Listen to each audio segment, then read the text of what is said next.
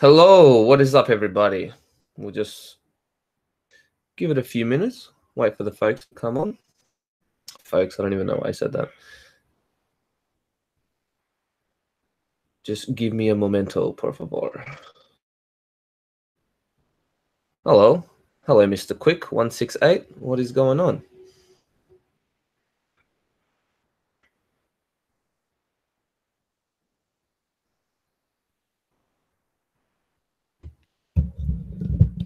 Can you hear me? Probably should have double checked the sound before I went live, but I'm assuming it works. You can hear me all right, yeah? Not bad. How about yourself? Cool, sweet. You can hear me. Yes, sir. 3:45 a.m. in the UK. How are you? What the hell are you doing up, mate? Partying? Bitches? MD? Cocaine? Yeah, here. Yeah, what time is it here? 12:42 in the PM. Hello, Jay. Hello, Austin.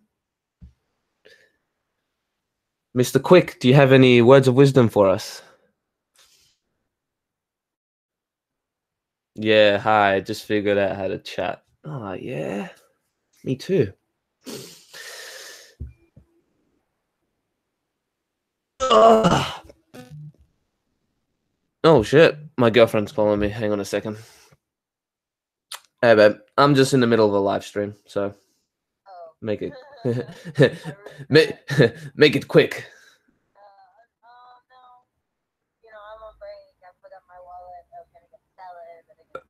Okay. Okay. Love you too. Bye bye. Hang on a sec. I'll put you on loudspeaker. What do you have to say for the crowd? I'm sorry. That's what you have to say? You're sorry? Sorry for what? I'm sorry for interrupting your live stream. How rude. About my lunch break. Someone's like whipped AF.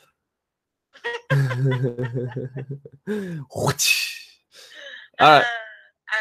So it's not important. All right. See you later. Bye bye. Bye. Yeah, bye. It wasn't even for anything. It was a freaking. I'm on break. I'm bored.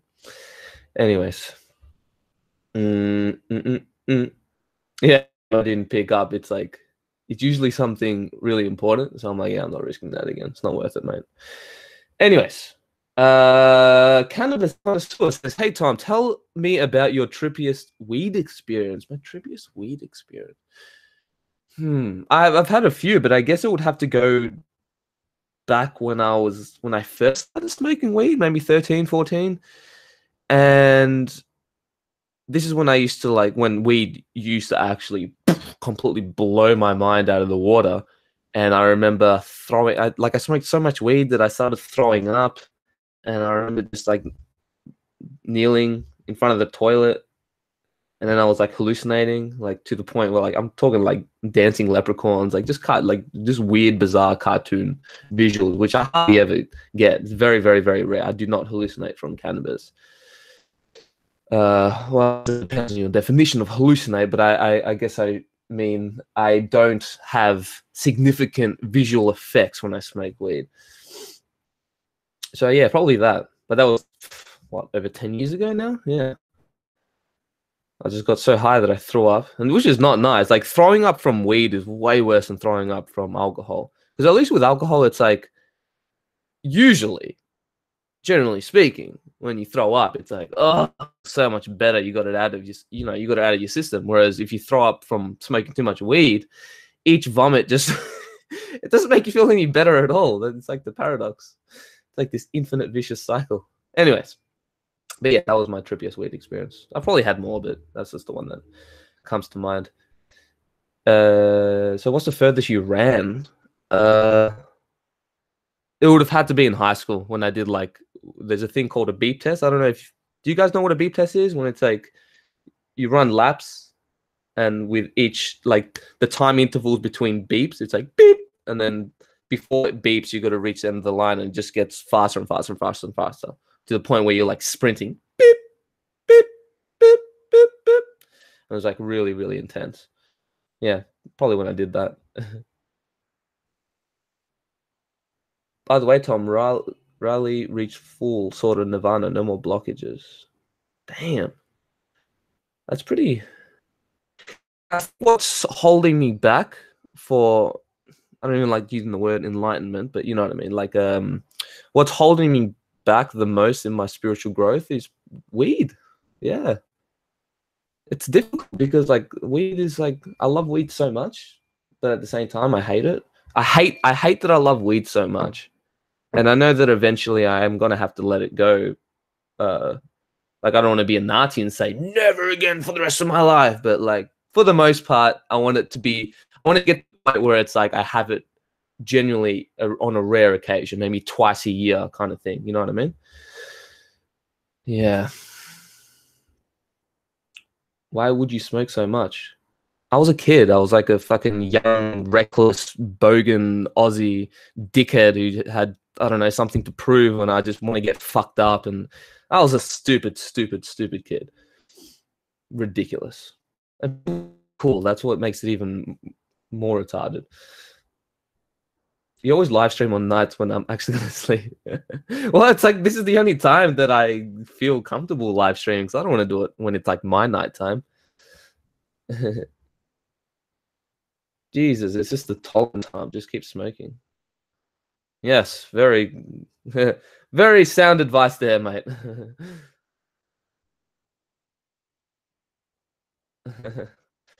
Love your live stream, by the way. Oh, thank you, Jessica. Well, throwing up from Kraton is the worst. Yeah, you haven't thrown up from Iboga, so you don't know what you're talking about, boy. No, it wasn't funny. Yeah, I hate those. Yep, that's the worst part of my week. Lol, child abuse. Lost the charger from my dad.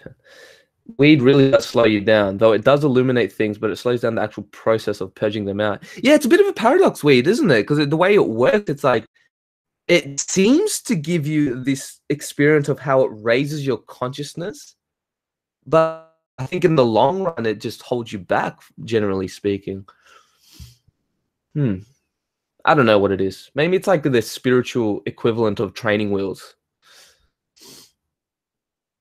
Who knows? Who knows? A bit of a dark question. Ooh, I like dark questions.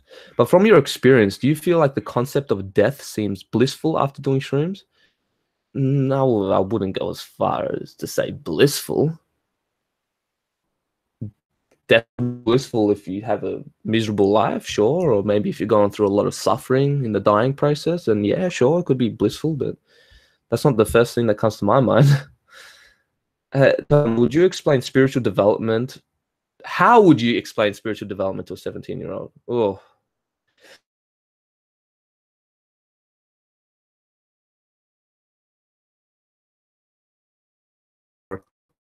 a talent and align it with your desires and your core values and what you can offer the world. Just focus on. Don't worry about spiritual development. It's kind of like spiritual development should come as a byproduct, not as like a like that's your main intention. You know what I mean? Because then it's a bit of a paradox because the more you desire something and you've got this active force, the more you're going to repel it. It's weird, man. It sucks, but it seems to be the way life works for the most part. Because once you start like desire and want all you want, but you got to learn the act of letting go, because that's when you allow it to actually enter your life. And then you ask yourself, well, how do I just not want something? Yeah, story of my fucking life. It just eventually happens. I have not been smoking for a month now after almost daily smoking for the past year, and I feel amazing. I'm very happy for you, brother. Brother Marcus. Yeah, it's really difficult because like weed was one of like by far the most hardest addiction I've ever had to break ever, right? And I did so well until I had that, you know, as most of you know, that really traumatic Iboga experience, which triggered the most intense existential crisis ever. And this kind of, I guess I should say my ego used this as an excuse to smoke weed again. And then it's like, so it's kind of back in my life. But now that I've like mostly healed from this experience, I don't I don't know. Now it's just habit. It's not that I need weed. Now it's just a matter of breaking that habit. Quick thank you. I had PTSD from psychedelic trips that lasted almost 2 to 3 years. It pushed me into depression and anxiety. I had a full-on existential crisis that lasted a few months, but with the help of Jordan Peterson's, I'm almost fully healed now. Oh, I'm so happy for you. That's awesome, Jay. Yeah, it can be really hard. Mr. Quick, yep. What are you saying yep to? Have you been watching Leo Gura lately? Exciting stuff. Not every single one of his videos, but I keep up to date for the most part. Would you agree that nature is the closest thing to perfection in this imperfect world? I suppose. I mean, we could really unpack that statement and go really deep, but sure. Because I think what a big part of why this world is so fucked up in a lot of ways, and I really dislike when people say, "Hey man, you're just projecting." It's like really look around you, mate. But yeah, I think what the main thing that has led to humanity's downfall is going against nature, out of harmony with nature, coming from a place of scarcity, fear, During death, you release a bunch of dopamine, so in a way it's blissful. Yeah, maybe the experience of death itself, but what about leading up to death? I don't think that would be blissful. I think it would be very dreadful. And I hope that I can get to the point in my spiritual development where I can be at peace with that and just let it happen. It's like, it's all beautiful, man. All is well, that kind of thing. And I want to believe that, but a part of me is like, this is fucking bullshit, mate. I fucking come into this life and I get a death sentence. I didn't even do no crime. What the fuck, man? What the fuck? That's a very valid part of my personality, because you think that you're this one person, I'm Tom, this one personality, when no, you're actually many fragments of different personalities all chiming in at different times. That's why it even comes out in the form of our language, like, oh, sorry, I wasn't myself. It's like, yeah, you were. You're just a different personality of yourself. Oh, sorry, I was acting like a child. It's like, yeah, because that's literally your inner child that was acting out. So it's really interesting, actually. So yeah, there's a part of me that's optimistic and thinks that life is perfect and beautiful, and then there's the other part of me that's like, this is a sick fucking joke. And it's like, I think they're both equally valid, but you have to just, I guess, choose the belief system that's more practical and that's going to bring you more joy, but not in a diluted way. Because then if you just look at the things that bring you joy and pleasure in life, then you're most likely going to have the most tragic ending, because with pleasure comes pain. That's the polarity of it. You can't separate it. You can't have gain without loss. But I guess it's the way you approach pleasure. Like if you force pleasure from the use of drugs, food, porn, then 100% of the time you're going to get the pain aspect of that eventually. So, but I think if you allow life to just unfold in the way it does, and you're not resistant, and then the pleasure and the joy and the bliss comes naturally, then I don't necessarily think that it carries with it comes along with the pain. Or maybe it does. I don't know. I don't fucking know. I'm thinking because weed slows down the body and numbs out your emotions, kinda, but at the same time you got a better look at them, so you can't properly process the emotions like when sober. Yeah, it's weird. I don't know. When I wouldn't say I get numb to emotion when I smoke weed. If anything, I get more sensitive. So and once I smoke weed, it's like, all right, I'm not gonna go out in the social environment or anything like that. It's like, all right, I'm just gonna be by myself, or with close friends. I think I'm addicted to Adderall. I took some from my parents' cabinet, and now I can't stop doing it. How can I stop this? Well, you got to look. Well, not to tell you something that you already know, but you gotta stop that shit, man, because it'll only get worse. But that being said, you just gotta look at the root of the addiction. Like, why are you taking Adderall? Is it a particular feeling you're chasing, or is it a specific emotion that you're running away from, which is most likely the answer? And then you just have to self-inquire at that point, like, okay, why am I addicted to? What are the emotional triggers that gives me the urge to take Adderall? It's like, okay, it seems that every time I'm alone, I have this urge. All right, why do I feel alone? Oh, because I don't know, I didn't get enough attention from my father. Oh, why? And I don't know. You just kind of really dive into that, because awareness in and of itself can be curative. So yeah, you just got to ask yourself the right questions, mate. As Dr. John Demartini said, the quality of your life is in direct proportion to the quality of questions you ask. I really like that saying. And the quality of questions are really important, because it's like, you can ask yourself, for example, I don't know, let's say, why do I keep taking Adderall? Right there, your subconscious mind is going to listen to that question and be like, yeah, why am I taking Adderall? And then it's going to validate that question with all these excuses. So you got to ask yourself better questions, like, I don't know, how can I get this feeling without Adderall? I don't know, just be imaginative, be creative.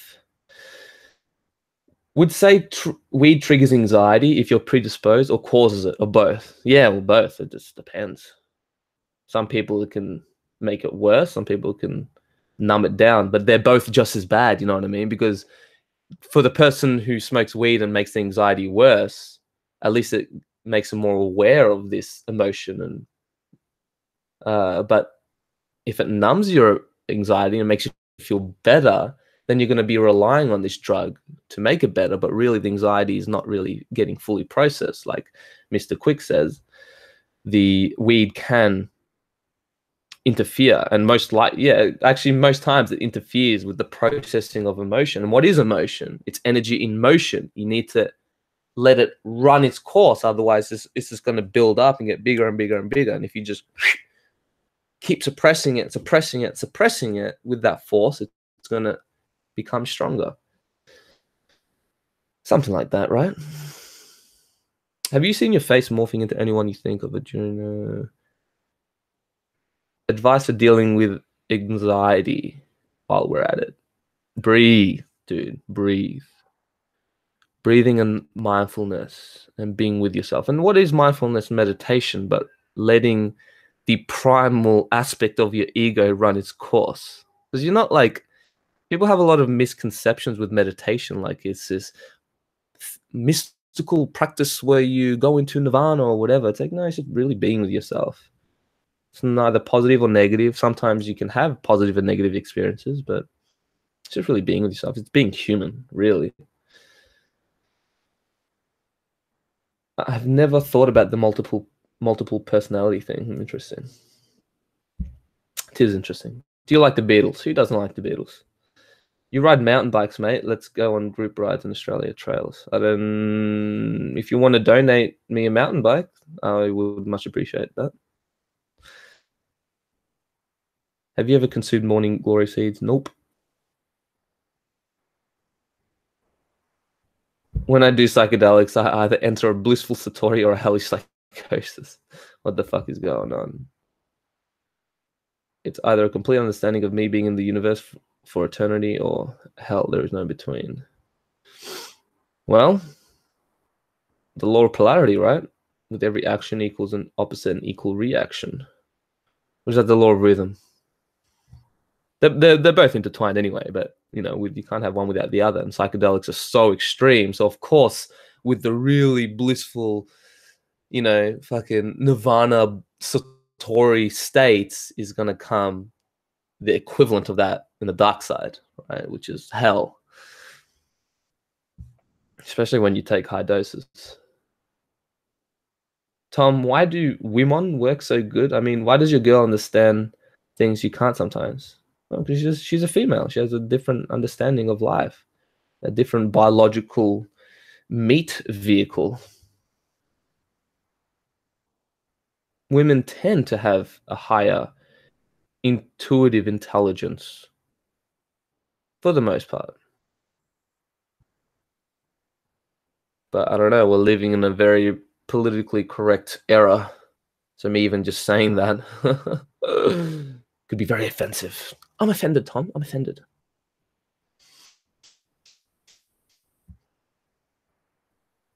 We're under attack. Deal with it. Okay.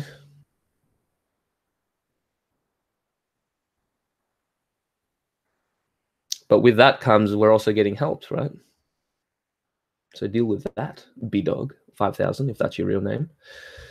Different kind of question, but how do you get into guitar? Well, my father bought me an acoustic guitar. This one right here, actually.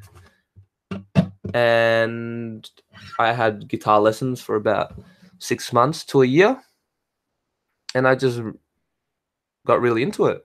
And it was especially when I discovered Metallica that I really got obsessed with the guitar. And then, yeah, the rest is history. Joined a metal band, started touring. You know, we recorded an EP. Actually, my very first YouTube channel was a metal guitar cover thing. It was mostly like Trivium covers and stuff.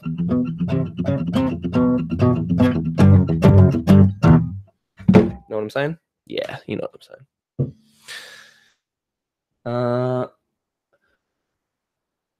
Oh Christ! Never bow down to politically correct types, Tom. You think I'm gonna bow down to the politically correct types? I don't think you know me very well, mate. Tom? No, of course not. In fact, I purposely say shit just to piss people off. But out of love. Like, I try to do it in a creative, intelligent way to help them think. Even if it pisses, because sometimes when you say something, sure, it might piss someone off and give them that emotional reaction, but sometimes that can be the spark that can shift the belief system. It just takes some time, you know. Is it bad to enjoy the hellish side of a trip? Well, bad's a judgment, but I would say it's dangerous to enjoy it, yeah. Because no matter how bad you think it is, it can always get worse, right? So you think it's like, and the thing is, you have an idea of hellish trip, but I don't think you've experienced a true hellish experience if you can find yourself enjoying it. I don't think, anyway, unless you're, you know, some kind of a masochist. Is that the right word? Opposite of sadist? Yeah, you know what I'm saying.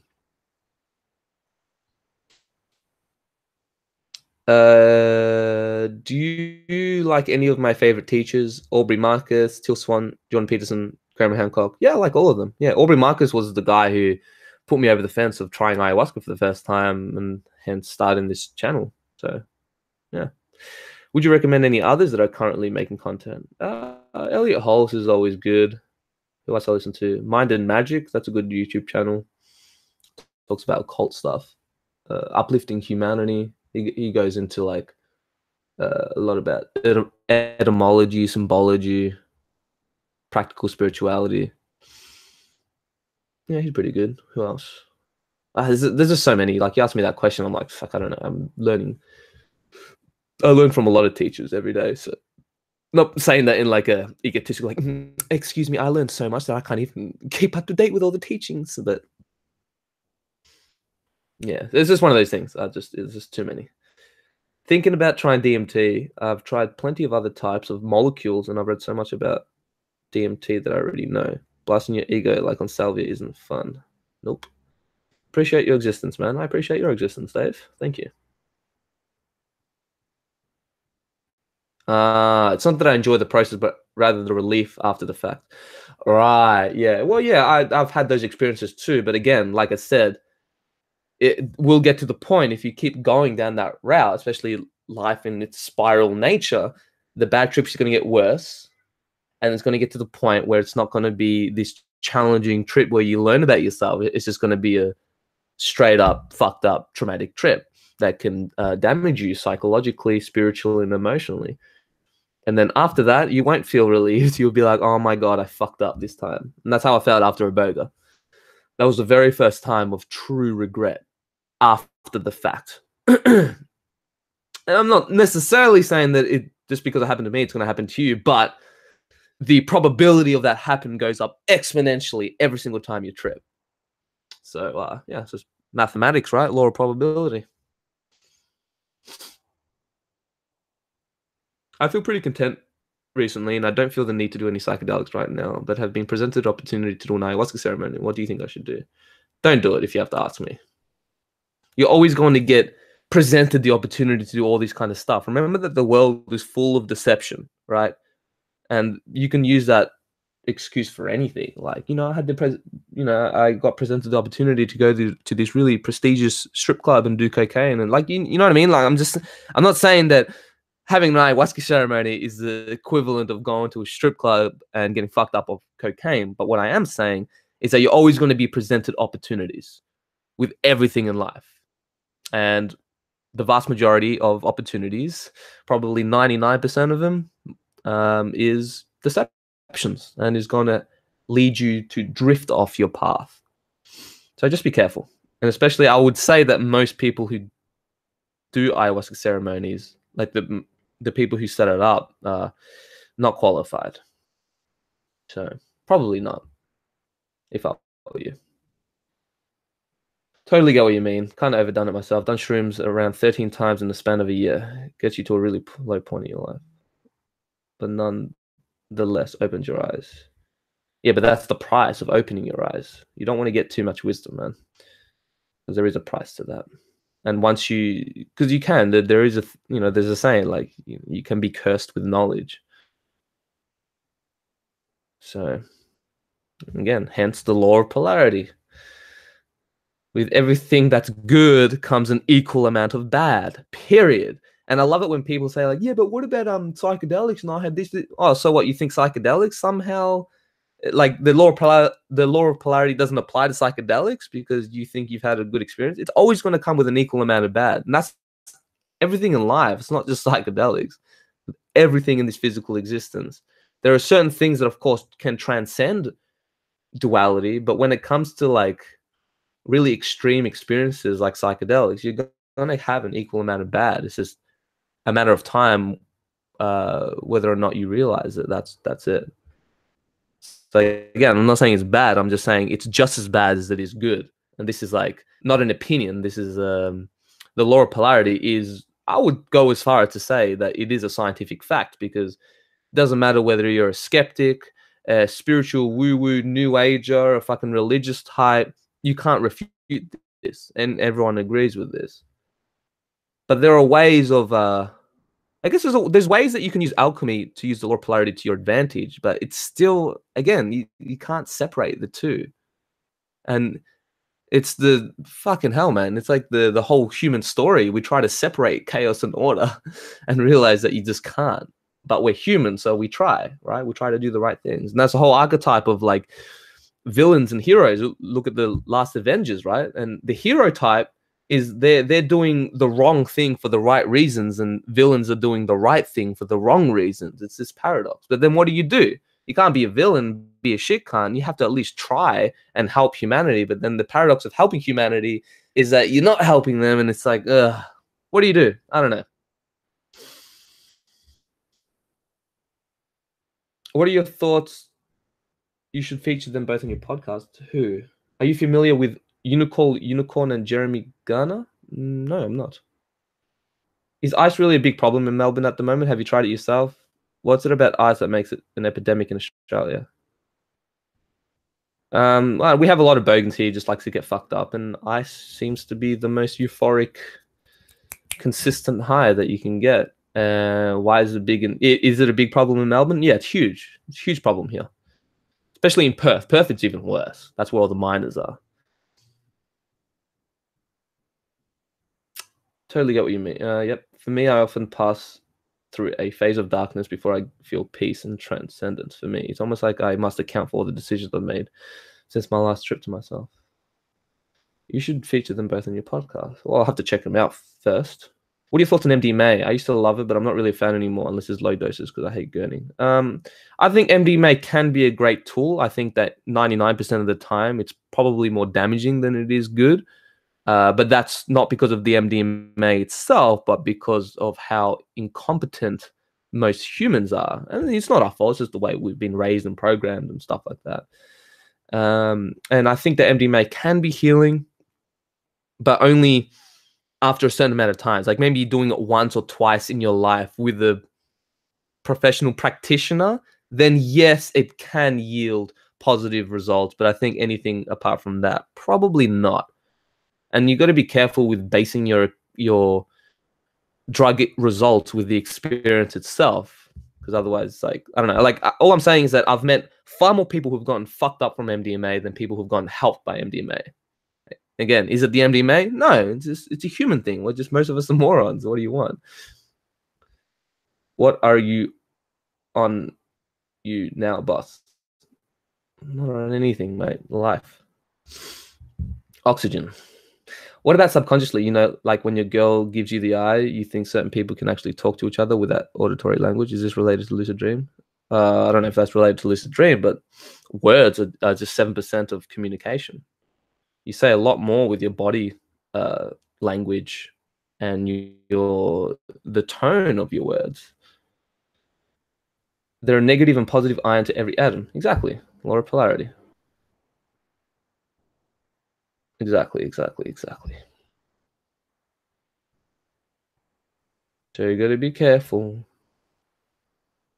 And then this is the part that, like, sometimes I just kind of lose faith in humanity, because I'm like, fuck, are we really that fucked? Because it's like, no matter what we do, no matter what technological advances we get at, there's an equal amount of bad that comes with that.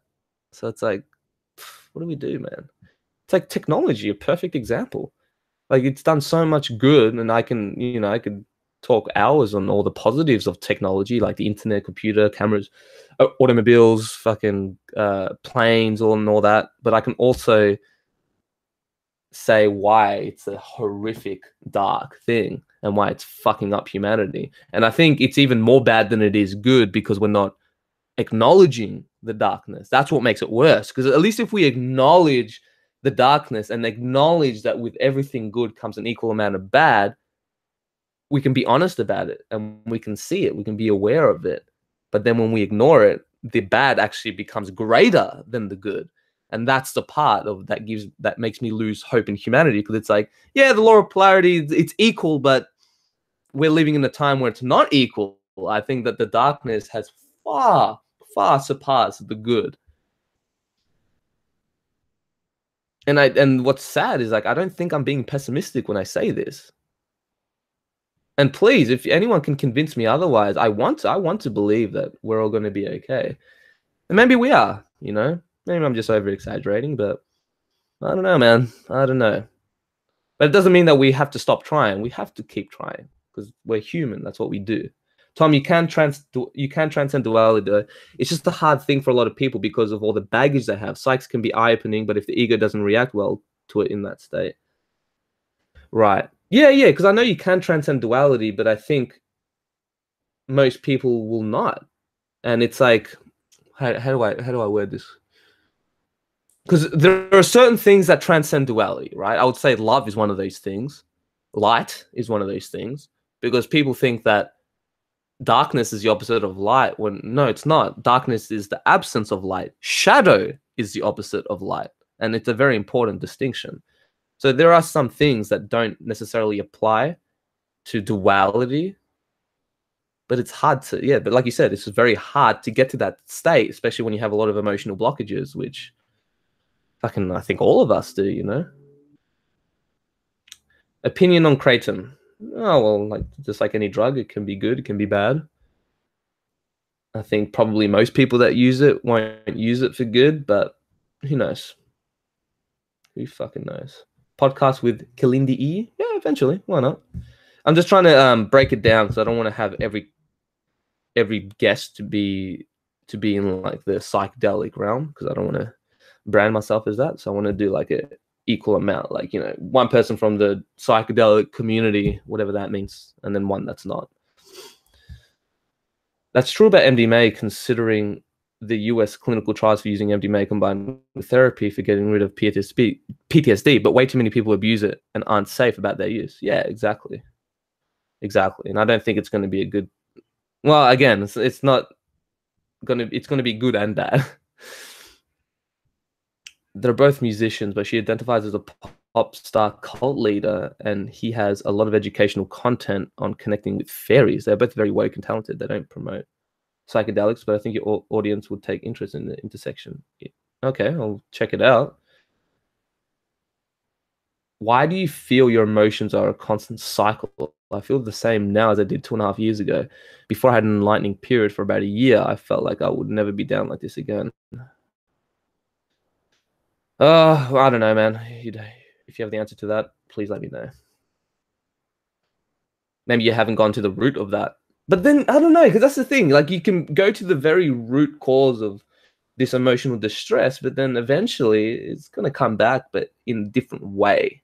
It's going to come deeper. Or maybe it doesn't. I don't know. Is there some people who have figured it out? I don't know. Meh, we'll start colonizing space, and hopefully then I can move from Earth. See, that's the dumbest thing. Like, moving from Earth is going to be... We're just going to fuck up other planets. And no, I think that's a horrible, dark... Or I would even go as far as say it's a satanic idea. It's like we're just leaving our home behind because, well, this place is fucked. Let's go somewhere else. Yeah, it's fucked up, man. I think it's retarded as fuck. It's retarded AF. Let me be... keep up to date with the lingo. Damn, Tom, you're woke. Oh, but being woke means that I'm asleep as well. Again, law of polarity. I'm the wise fool. So as the more wisdom I get, the more foolish I get. Did you ever play football, Tom? Is in footy, AFL? A little bit. Not much, though. I was more of a soccer kid. When I did shrooms, it was terrible at first, but I seemed to zoom way out. Let me see what I do. Blah, blah, blah. It's not bad being pessimistic, just bad when you cling onto the bad. That's what being pessimistic is, though. A realist balances the good and the bad equally, whereas a pessimist just looks at the bad and an optimist just looks at the good. And a pessimist and an optimist are just as ignorant and deluded as each other, and just as dangerous, actually. There's an example. I was reading this book on Buddhism, and they said, like, for example, you can have this optimistic doctor that says, like, oh, no, you know, a patient goes in because they think they have a tumor or whatever, and the optimistic doctor would be like, no, you're all right, don't worry about it. And because they didn't acknowledge that there might actually be something, and being too optimist, the patient ends up getting a cancer and dies because they just ignored the darkness because, oh, no, it's all good, being too optimistic. But then the pessimist looks at these illnesses too much and self-creates this shit via the nocebo effect. And then it makes it worse anyway. But a realist will just acknowledge both, like, you know what? We could be over-exaggerating. It might be nothing, but we should check instead. And, you know, let's, investigate this issue. You guys know what I'm saying. Shadow is opposite of light, not darkness. Mind blown. Yes, it is, huh? It's not fucking darkness. Because no matter how much darkness there is, you can always fill it up with light. Whereas with light, you're always going to get shadow. Tom, who's your soccer team? I don't know. As in, who do I go for? No one really. I don't follow sports. I haven't for years now. But if I had to choose, I don't know. I'm just going to be stereotypical and choose Barcelona. It's because it's got Messi in it. So you think your shadow side is hidden from public view? What aspects of yourself do you consider to be a manifestation of your shadow side? Huh? I don't think my shadow side is hidden from public view. I don't know. Because I like to think that I've embodied many parts of my shadow aspects. But personally, my shadow side would be like the addictive tendencies, the underlying depression that I went through in my younger years.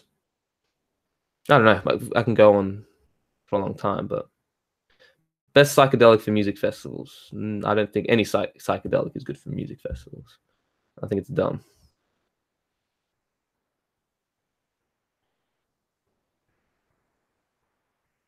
For some people here, enlightenment is not wisdom or not something you learn. The concepts are merely pointers. It's an emotional process. You basically empty out until polarity no longer affects you. Exactly. Okay, that's a good point that you made, Mr. Quick, because it's a process of letting go, right? You're not adding things to yourself. You're not adding knowledge and wisdom, because that with the adding comes that force, and then that comes that pendulum swing, the law of polarity. Whereas with enlightenment, it seems, because I'm not fucking enlightened, not yet anyways, yeah, it's more about letting go. So it does make sense that polarity will no longer affect you, because you're not using force, you're letting go. That makes sense. Yeah. Do you think good and bad carry the same weight in the universe? Like bad carries less weight? It depends, because if you're talking good and bad is in pleasure and pain, I would say that pain far outweighs pleasure. And I mean this because it's like, it's a survival thing. The reason why pain is supposed to hurt us so much more is because we've had to go through a lot of shit just to survive in this landscape. And let me give you an example. Let's say a good thing, like I give you $1 million. That's a fucking amazing thing. You can do so much good with that, and the euphoria you would feel would be just out of this world, right? $1 million. But then let's say that your mother gets murdered or something like that. I'm pretty sure that that bad thing is going to affect your life a hell of a lot longer and more intensely and traumatic than that good thing lasted. I know it's a very extreme example, but I think that there are some bad things that just are just too heavy, and I do think that they outweigh the good in many ways. But again, that is my dualistic human perspective, and it's thing. But I'm a human, like spiritually, and on an absolute perspective, it's like, okay, it's all, there is no good and bad and blah blah blah blah and all that spiritual woo woo fucking crap. But we're not fucking God. That's the thing. That is the human dilemma, is that we are human. There is no escaping from pain and suffering. You can minimize it, sure, but there are certain concepts which is going to be very real to us. So good, and that's when people say that, like, oh, good and bad doesn't exist, are just deluded spiritual ego fuckwits, because they're so far gone and they think that they're God that they forget that they're human. Don't forget that we're human too. We're simultaneously gods and worms. And I understand as well. I understand the lure of going to the belief system of like, oh, none of this is real. We're God. None of this matters. But that's a very egotistical pursuit, because you're sweeping this reality under the rug. And why do you sweep this reality under the rug? Because it's dark, it's painful, it's grueling. So of course, if our ego gets the chance to believe that it's fucking God and none of this matters and there's no such thing as good and bad, it's going to take that option. And I get it. I went down that option, that route, but you can't escape the raw truth of this reality, and it will slap you in the face eventually. People who say good and bad doesn't exist, I call them spiritual ego circle jerk. They're stuck in awakenings. Exactly. I think it's the most egotistical. It's not even the thing that's like, all right, you have your belief system, I respect that. It's like, no, your belief system is literally spreading ignorance in this world. The root of evil is ignorance. And what does ignorance do? It spreads suffering. Therefore, you are literally spreading more pain and suffering into this world by spreading this fucking spiritual ego bullshit. So this is why I get triggered with them. This is why I speak out against this belief system, because it's not just this thing that affects you. It affects everyone. Everything you do affects the collective. And there are certain belief systems that are so not just wrong and delusional, but like, oh, it's just fucking just dangerous.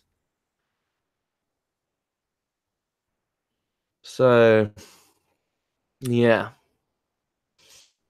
Calm down, Tom.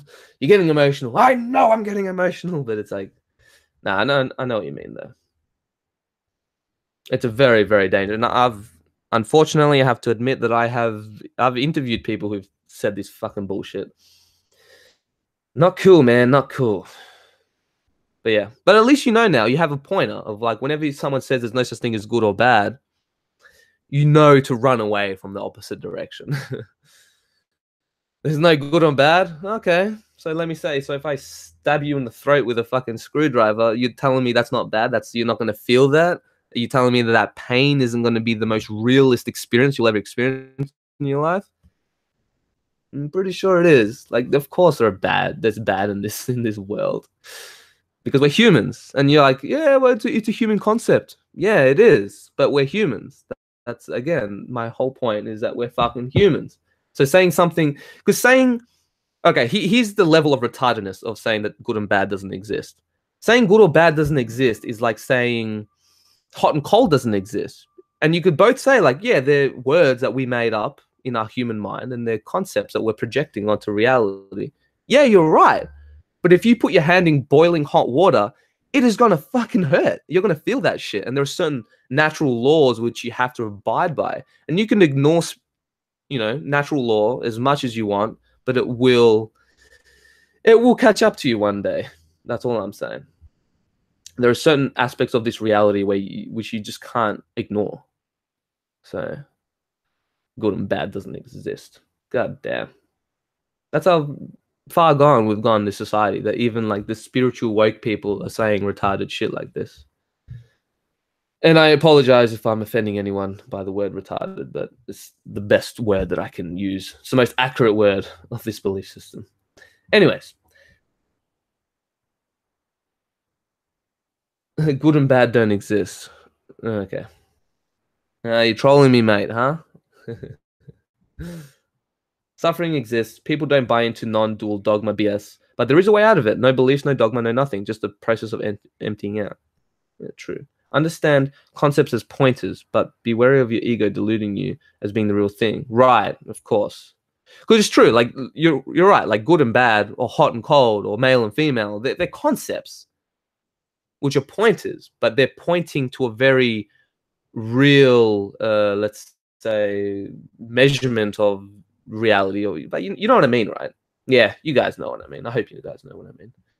It's a form of escapism, eh? Yeah, definitely. And again, I don't blame them. And if you want to believe in that, fine. But just don't spread that to other people. The Bible is truth, but all truths are half truths. So yeah, you're right. It's truth. I would like to read the Bible though one day. Seems interesting. I think there is a lot of truth in there. She'll be alright, mate. Yeah, mate. Yeah. Fuck yeah, mate. Yeah, the Bible's an interesting thing because, like, and I'm kind of going full circle with the Bible because I grew up Catholic and I was just innately against it. But, of course, the way that my school taught me was just not smart, putting it nicely. And then I eventually denounced Catholicism and the Bible and God, became like an atheist, and then I realized that is just as retarded as being religious. So then I just became agnostic. I'm like, I don't know, I don't fucking know. And now I'm seeing deep truths within Christianity and the Bible, and there's a lot of profound stuff in there. A lot of profound stuff. I would say it's the most profound spiritual text in the history of mankind. It's just people read it way too literally. And that's the problem. And it's been translated so many times. The Bible and religion is a false sense of hope. I wouldn't go that far. Because you could say spirituality is a false sense of hope. You know what I mean? You can say that about anything. Again, it's not religion or Bible is bad. Just like I say, MDMA and psychedelics aren't bad, but most humans are very incompetent and ruin everything. Therefore, most people who do follow religion, most people who do follow the Bible, have a completely erroneous perspective on it because they're skewed and they don't see the total picture. And I'm not saying that, look, I understand all and I understand the whole picture and blah, blah, blah. But again, it's just most people, we're just, I don't know. I think most people are just kind of doomed from the start, and the way they were brought up in this reality and the programs that got installed in their mind computer. Read Revelation. I will read Revelation. Thank you, Big Dog 5000. I appreciate I appreciate that statement. Thank you. Do you ever get tired of that talking psychedelics and answering the same questions over and over again? That's why I don't read most. That's why I don't answer most questions. I'm like, yeah, I've answered that too many times. But to be fair, every time I do a live stream, which is not often, this is why I don't do them too often, is I always get new questions, or maybe a different approach to a question, which helps me go down a different rabbit hole. But it's good practice anyway, like just riffing and free associating with ideas and getting the brain active and stuff. So it's not so bad. Yeah, but yeah, when it comes to a lot of, so I do straight up ignore most psychedelic related questions on this channel. Like if it's on Your Mate Tom, it's like, all right, fair enough. I built most of my following from this community, so I might as well throw you guys a bone every once in a while. But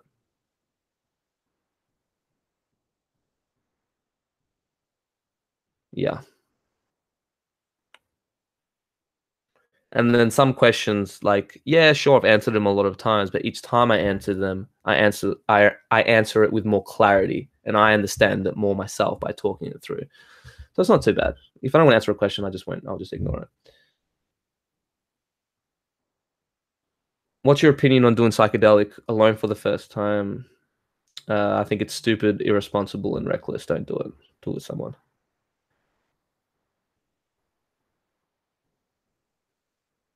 The Bible is the Bible is allegorical.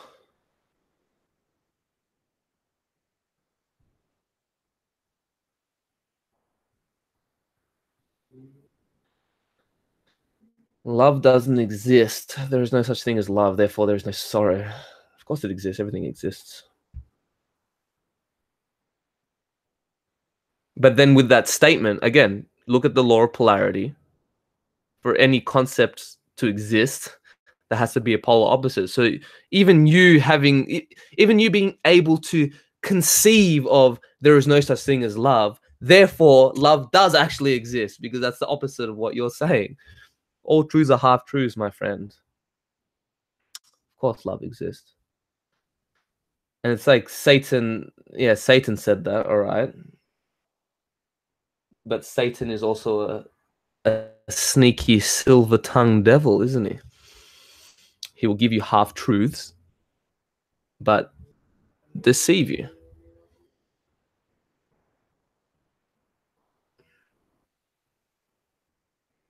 Armchair philosophy, yeah.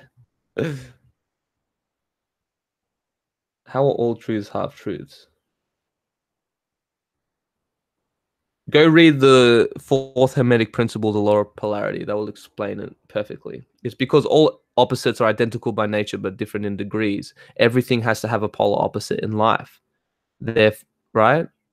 So just go read go read the laws. Because all lies are half lies.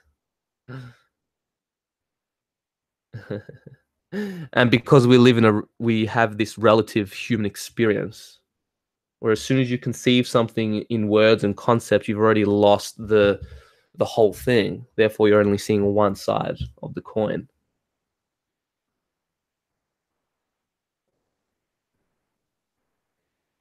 So yeah, so as soon as someone says that this doesn't exist, therefore it has to exist in one aspect of reality.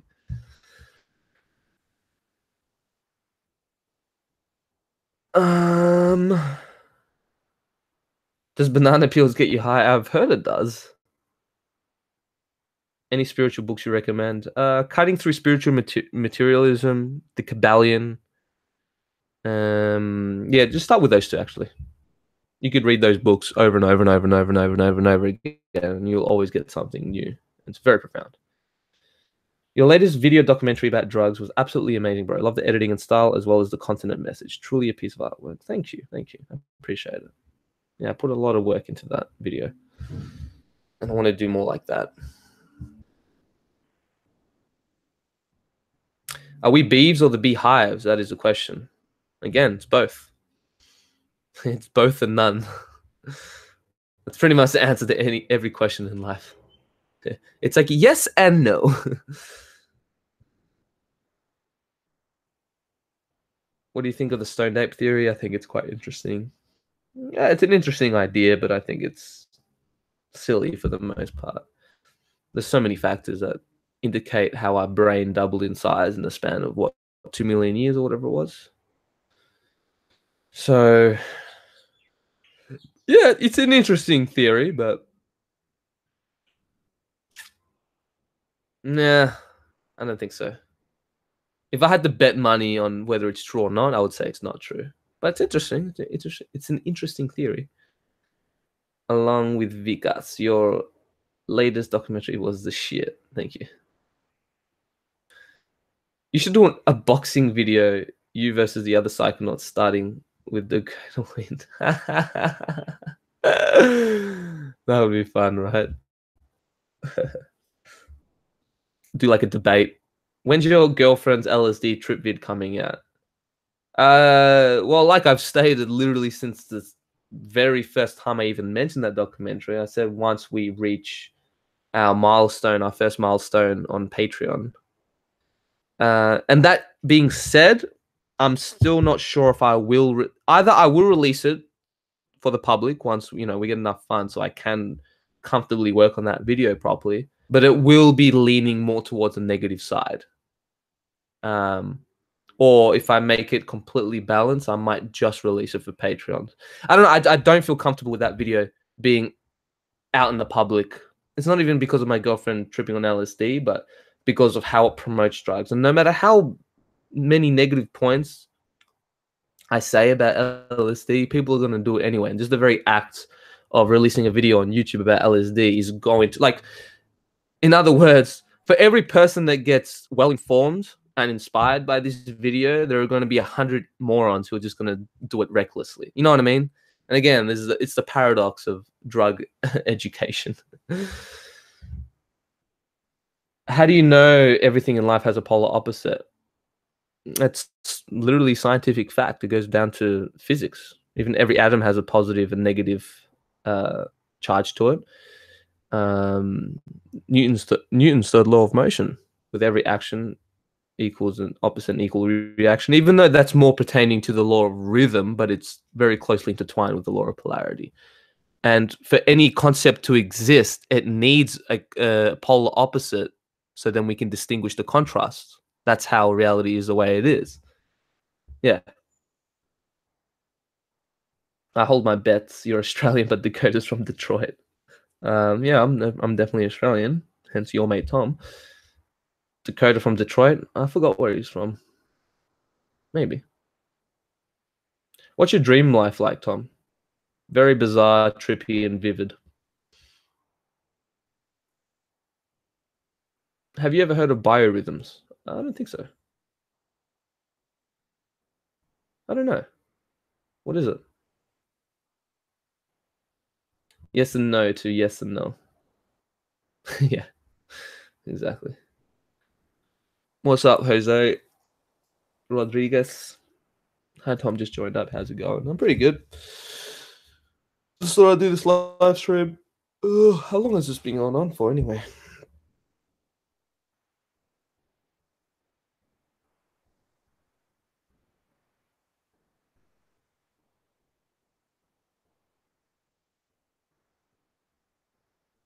Give me a moment. Give me a moment, guys. I'm just checking how long this thing's been on for. Oh, damn. Almost an hour. Okay. I'll stay on for about another 5 or 10. So, yeah. Surely seen the new Avengers. Of course I have. I saw it on the yeah, no spoilers, please. Okay. And no spoilers. Go watch the fucking movie. I was actually started writing a script on like the philosophy of Avengers and the whole paradox between being a villain and a hero, and the deeper occult truths within that movie. So I know I might do a video on that, breaking down, not just talking about the Avengers, but more about the philosophical themes throughout it, but make it in the style of my last video, drugs. I think it'd be cool.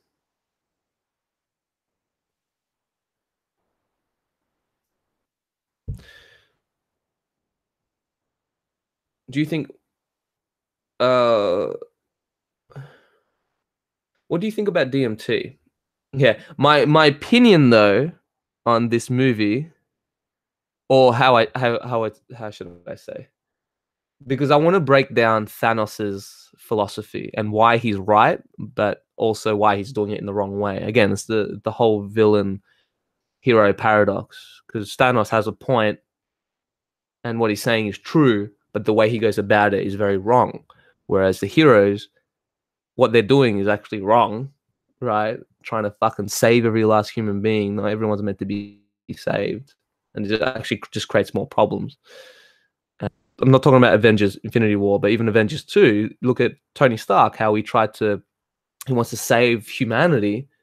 And then and he ended up creating Ultron, right? This thing that's just as evil as the thing that he tried to do that was good. Again, with everything good comes bad. And it's like the heroes, they try to do the right thing.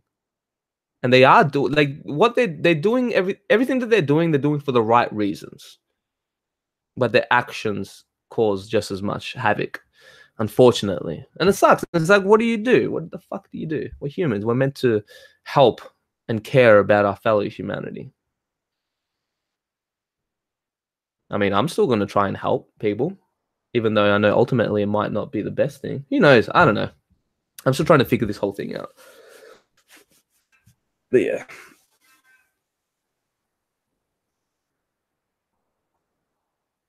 Thanos' motive was kind of similar to Hitler. Yeah. But then Hitler tortured millions of people. Yeah, just look at Auschwitz. That wasn't good. At least Thanos wants to do it with a snap of the fingers. There's like the whole point is like it's like the most merciless way of doing it, because he wants to, kill half of the universe's population, but there's no pain to it. You just boom, you're gone.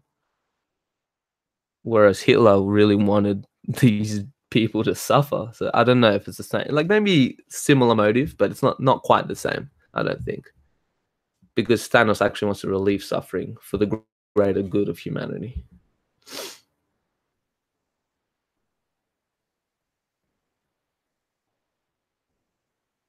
What's your career goals? I could see you making bank, touring as a motivational speaker, and writing books, not necessarily psychedelic related at all. I don't know about a motivational speaker, but yeah, no, I could see myself going into books and speaking or doing workshops and being more involved with the community. I love YouTube, but I want this to be like a complement to what I do. Because if I just dedicate my whole life just to doing this, like, do you know how isolating this job is, guys? Yeah, it's not like it's good, but it's, again, with every good comes bad. And I'm going to keep saying this probably every video that I do, because I think it's very important to understand the law of polarity. Because I like being with people.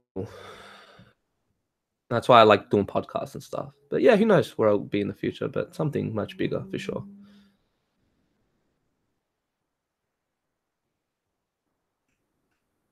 Less drug videos. There's so much more productive topics to explore. Yeah, I agree.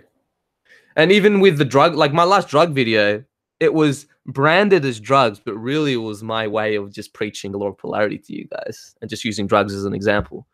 I'm very sneaky like that, guys. It's funny. People think I'm a drug channel, but I'm not really.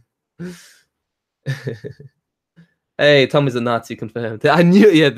That's exactly why I'm like hesitant of doing this video on Avengers, because even just understanding people's like the villain's perspective is going to make people perceive you as a fucking villain, when it's different, because you can understand someone's perspective without agreeing to it. Just like I can understand why a serial killer would want to kill, all these children in high school. Doesn't mean I agree. I think that person's still a piece of shit, but I can understand why they're coming from. And I think it's important to ask those questions, to understand why people would do horrific shit on a psychological standpoint. Tom is a Nazi. And that's the thing. Like, if I had to choose to be Avengers or, to be a villain or a hero, of course I would choose to be a hero, even though heroes die tragic deaths. But I'm a human, so it's in my nature. Have you watched Devilman Crybaby? No, I have not. If duality is transcended, you can help people without constraints and fear of the opposite. No longer will it affect you. And for you to achieve that state, you have to understand suffering. So naturally, you will help, but without constraints, because polarity no longer affects you. Right, which is important to be depolarized, right? That's what I'm working on. So I'm trying my very best and working on not being attached to one or the other, and understanding both just as equal. Because I went really down on the suffering route. So I understand that darkness probably better than most. I'm not saying this as a competition, and it sucks. Again, there's a big price for me to understand all this kind of shit. But yeah, true. Didn't think about the torture part. And again, I'm not saying that Thanos should do what he's doing or he's right for what he's doing. And I'm just saying he has a point. I can understand why he thinks the way he does. But where he's wrong is that he plays God himself, and you're still going against the forces of nature, right? By taking matters into your own hands. So if you kill someone, something good will come off it? No, because the very act of killing someone, well, it depends in what context. I would say 99.99999% of situations, no, killing somebody else is very bad, because you're coming from a place of scarcity, fear, hatred, darkness, which is going to spread more of that shit. But that being said, yeah, you probably could find something good. I'm sure there are certain situations where you can look at the good of something horrific, but it doesn't mean that it's worth it. You know what I mean?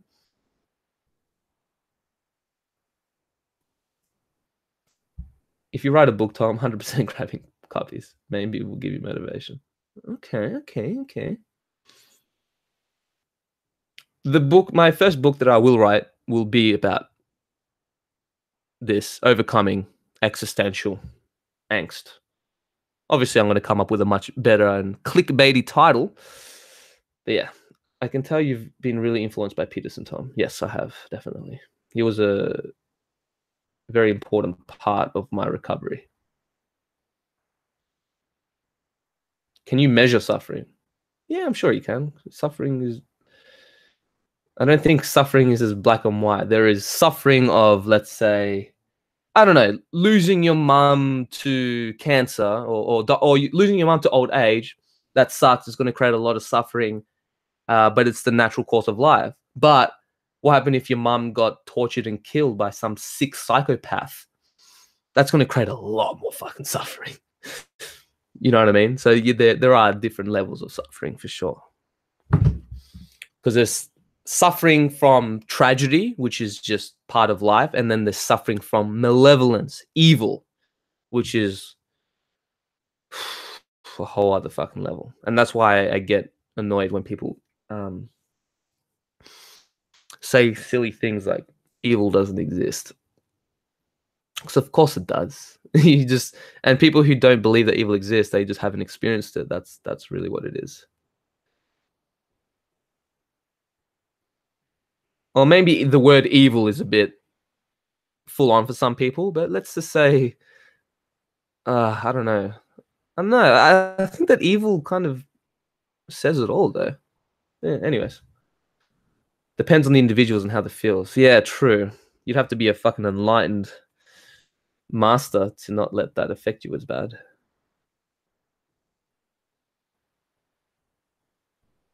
Oi, stop. Not everyone's seen the Avengers, dude, so I'm gonna have to... I had to remove the last message because not everyone's seen the latest Avengers movie. And I think that is a masterpiece of a movie that everyone should watch. And if you haven't watched all the Marvel movies leading up to it, I would highly recommend it. It's very, very, very deep. It's got some very deep truths in that movie, which I can pick apart.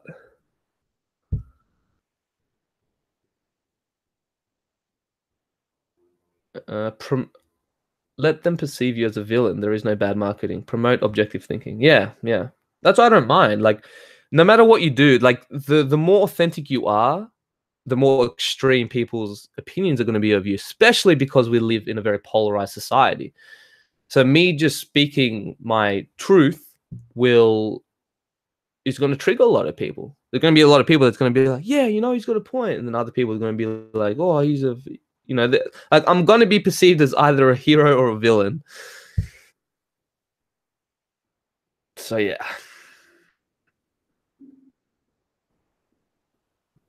But no, I don't really care. Because sometimes you just have to say things.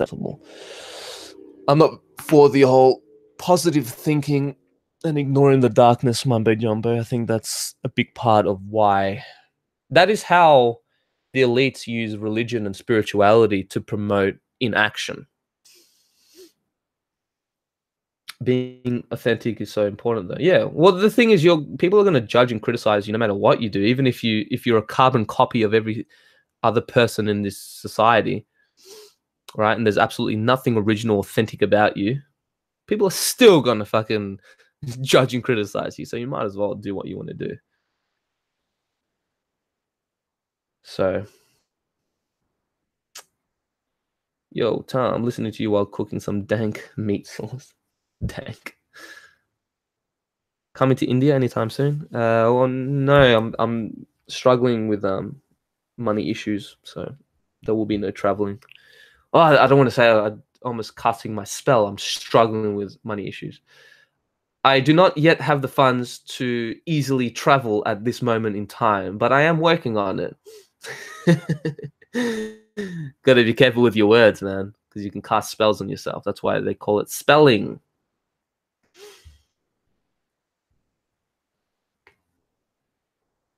Instead, you should ask, how can I create more abundance for myself by being authentic? I think my brain's already looking at, you could do this, you could do that. See, just from the quality of questions you ask yourself. Because I got and I got other shit like medical bills and dentist shit and like a lot of stuff that, yeah, I'm actually probably going to be looking for a part-time job for it. I did actually put in a resume yesterday.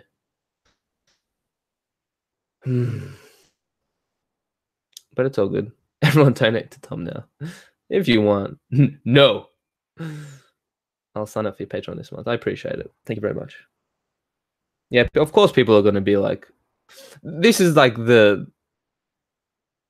mindset that people have. Like, you know, even when I ask for, oh, that's very nice. Thank you, Soul Horizon. €1. At least it's more than $1. But yeah, no, a lot of people get upset when I ask for, for people to pledge on my Patreon and stuff, even though it's at the very end of the video and you can, you can leave the video, but then people will say things like, hey, everyone else has to have a real job, so why don't you just deal with it? And this is, it's sad, man, when people have this kind of mindset, because don't you want more people to succeed, especially doing this kind of stuff? I'm not even specifically talking about what I'm doing, but just anyone that's being authentic and willing to stand up and speak their truth. Like, shouldn't we be rewarding those people instead of, like, you guys know what I mean, right? It's just weird. People just are so against people succeeding because they think that, oh, if this guy succeeds, there's going to be less success for everybody else. But this is the victim mentality that's keeping them poor in the first place. The more people succeed, the more opportunities it's going to create for abundance for everybody else. That's how it works. Eventually I would like to get to the point, and I will get to the point where I will be able to afford to hire people, right? So I can give people jobs and opportunities and things like that. For sure. I don't want to do this by myself. It's boring. Like, I don't know. Success is boring when you're at the top of when you're at the top by yourself, you know what I mean? It's a lot better and more fulfilling when you help others climb up the ladder with you. And it's not climbing up the ladder like you're better or worse. Because the thing is, being like a creative entrepreneur is not exactly the most happy-filled path in life. Because like we were talking about before, with everything in life, there is a price for it.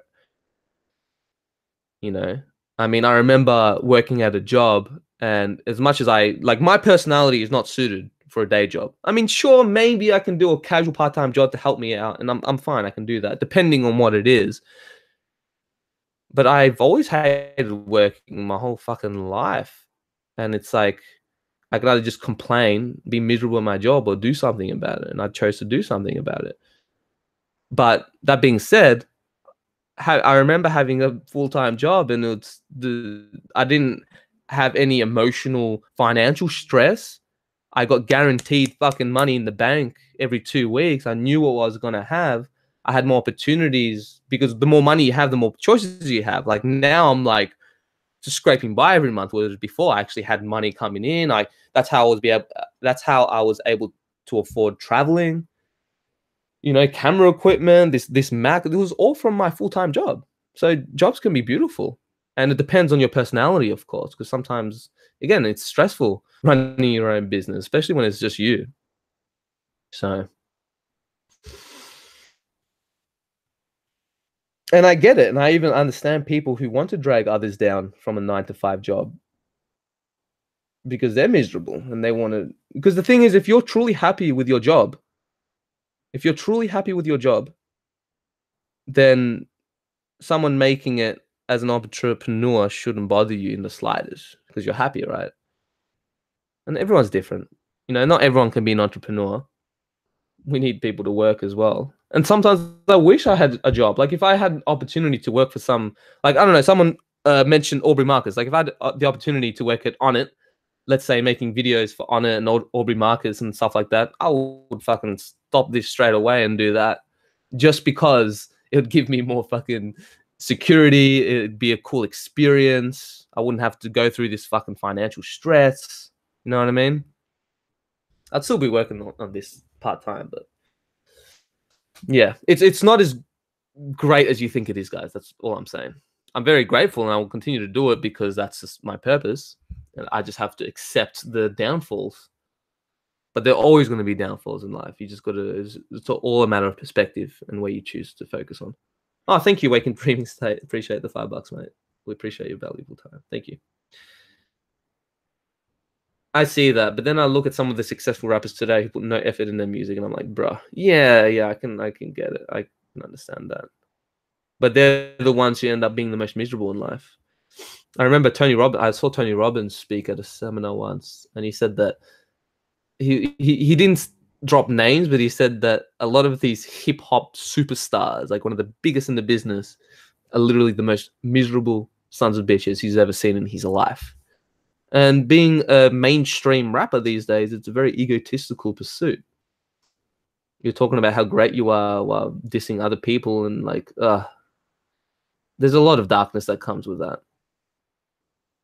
And it sucks because kids will look at successful rappers and think like, wow, I want that life. When it's like, you don't know what that person's going through. You don't want that life.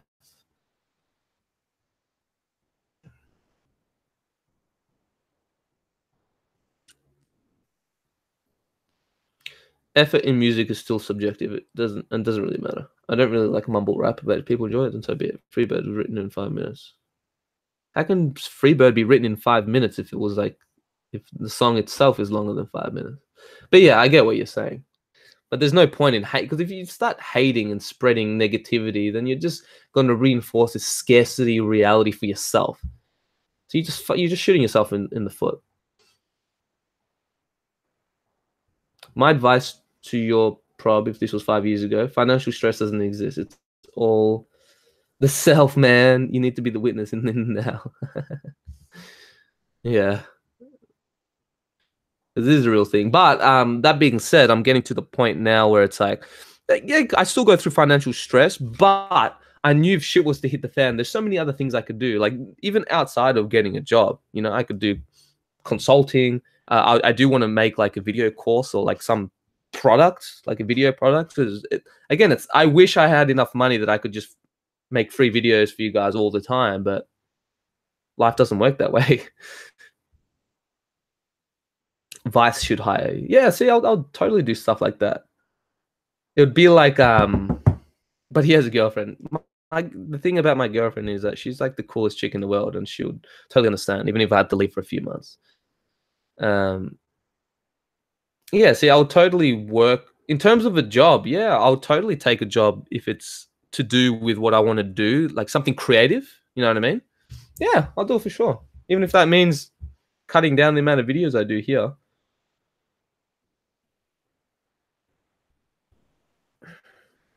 And yeah, man, the thing, I have a girlfriend, so if I didn't have a girlfriend, I would be living in like Thailand right now, to be fair. That way I can actually live not luxuriously, but when I say luxurious, like my idea of luxury is just being able to eat whatever I want whenever I want. Uh, and if I lived in Thailand, I could do that. But now I got to eat fucking ramen noodles and bloody canned beans. But that's cool, man. Again, that's the price I'm willing to pay. And I know that must be very insulting to some people who live a very tough life. Like, that's the price you have to pay, motherfucker. I have to do this, this, this, and that. And it's like, yeah, I get it. That sucks. I'm sorry. But don't try to drag me down, please. Are you planning any other trips? Well, like I said before, I'm very low on money, so there will be no traveling, unfortunately. Unless I do something else. I quit this YouTube channel and get a proper job. And sometimes it's very tempting. It's very tempting because I love making YouTube videos, but it's like, I don't know. Sometimes I feel like, yeah, it's all worth it. Sometimes I feel like it's not worth it. Just because like I'm tied down to a lot of things, because money is a very real issue in this society. Planet Earth is a beautiful place. Yeah, it is. It is. I wish I could eat what I need. Yeah. But I make sure to never really cheap it. I know I just said I have canned beans and ramen and stuff like that, but I always make sure to get my high quality protein powder, supplements, super greens. I got like this cacao powder mixed with medicinal mushrooms like chaga and reishi and this stuff. Like, it's fucking amazing, good for your immune system. Like, I'll always get stuff like that, even if that means that I'll be broke.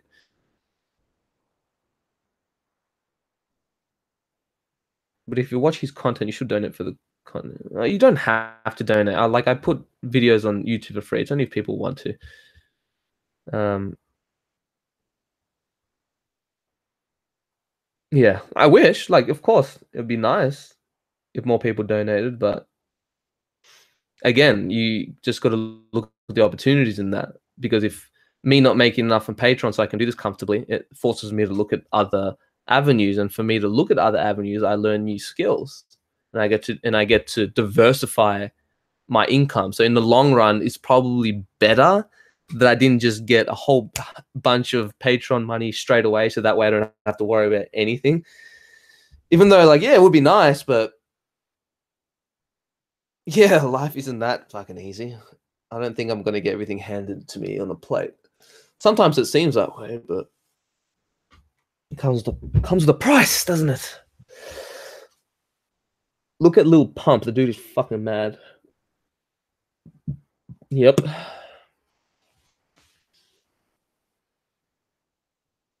Don't you wish that we could perceive people's physical appearance based on their emotional state? Oh, how this world would be a different place, huh? I like the t-shirt. This is a hoodie, but thank you. If you want to get one, go on the link in the description box below.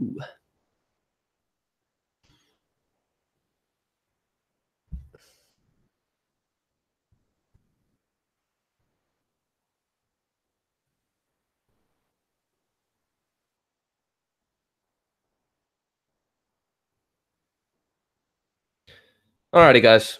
I think that's enough for today.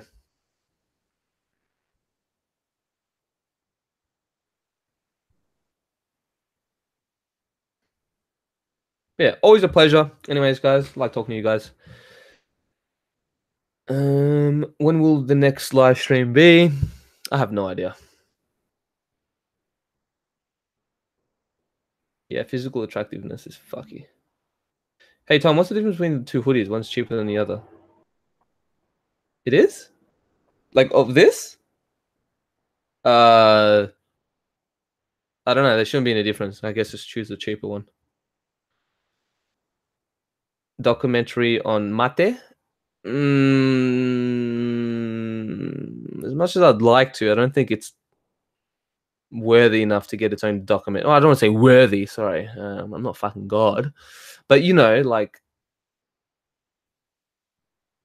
there are just so many other topics that I feel like I could do a much better job in making a documentary out of versus just mate. So I want to do a documentary on like depression, what it feels like.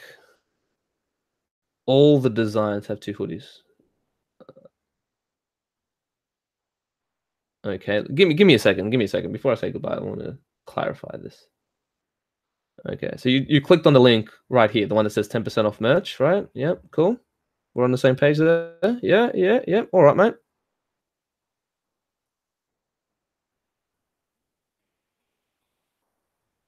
Okay, so you clicked on Third Eye Ape Black, I'm assuming. Yes? No, because one's a hoodie, right? With this, and then one's like a long sleeve jumper, basically, without the hoodie. Yeah, there should only be one hoodie.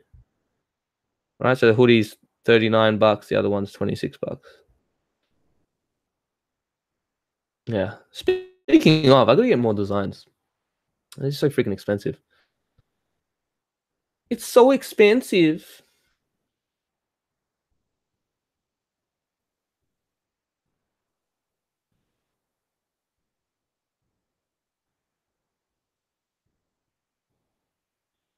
Mm-mm.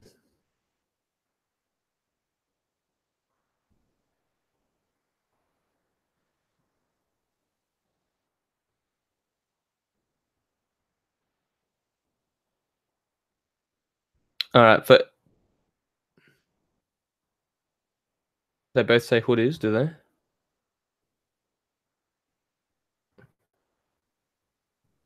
It does? Oh, one says long sleeve tee, one says yeah, well, anyways, you know what's up now.